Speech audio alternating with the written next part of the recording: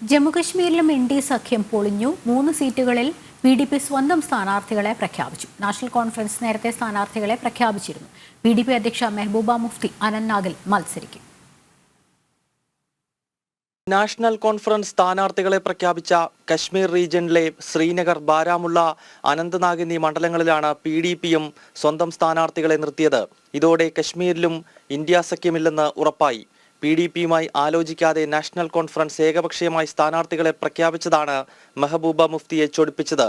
മെഹബൂബ അനന്ത്നാഗിൽ മത്സരിക്കും. കോൺഗ്രസ് വിട്ട് democratic progressive Azad party രൂപീകരിച്ച ഗുലാം നബി ആസാദും ഇതേ മണ്ഡലത്തിൽ ജനവിധി തേടുന്നു. ജമ്മു മേഖലയിലെ 2 സീറ്റുകളിൽ കോൺഗ്രസ് മത്സരിക്കുന്നു. ഇവിടെ PDPയും നാഷണൽ കോൺഫറൻസും സ്ഥാനാർത്ഥികളെ നിർത്തിയിട്ടില്ല. കഴിഞ്ഞ ലോക്സഭാ തെരഞ്ഞെടുപ്പിൽ ജമ്മു കശ്മീരിലെ 6ൽ 3 സീറ്റിൽ BJP വിജയിച്ചു. കശ്മീർ മേഖലയിലുള്ള 3 സീറ്റുകളിൽ നാഷണൽ കോൺഫറൻസും.